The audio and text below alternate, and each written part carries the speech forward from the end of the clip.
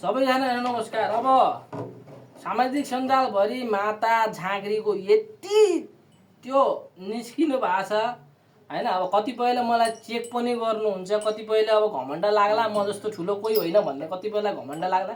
ठिक छ प्रभु, तपाईँहरू नै हो महान, तपाईँहरू नै ठुलो हो, म त केही होइन प्रभु, म त जस्ट एउटा भगवान्को सेवक मात्रै हो, म त सेवक हो, भगवान्को भक्ति गरेर हिँडेको एउटा सेवक मात्रै हो, म त के होइन, तपाईँहरू नै ठुलो हो प्रभु, तपाईँहरूले नै सबै ज्ञान सिद्धि तपाईँहरूले नै प्राप्त गरेको हो। तर गफले हो, फेरि त्यो ध्यान तपस्या बसेर होइन, तपाईँहरूले त गफले मात्रै प्राप्ति गरे हो, हामीले त बकाइदा ध्यान तपस्या गरेर प्राप्ति गरे हो प्रभु।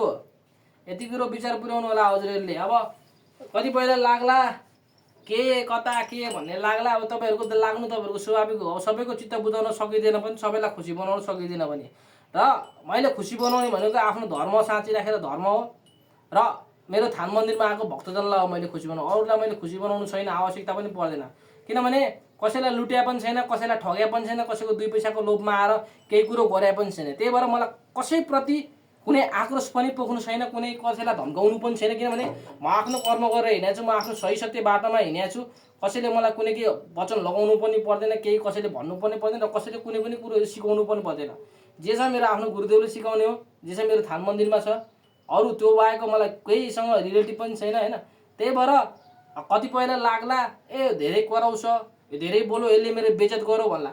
सही सत्य कर्म गर्नेको लागि कहिले पनि म बेइज्जत गर्दिनँ क्या। जसले झुटा गरेछ, जसले ठगी धन्दा गरेछ, उहाँहरूलाई जो आधुनिकरणको भेषधारी झाँक्री हो उहाँहरूको लागि मात्रै हो यो भिडियो। जसले सच्चा कर्म गर्नुभएको छ उहाँहरूलाई जहिले पनि सलाम छ। मैले बार बार भनिरहेको छु होइन।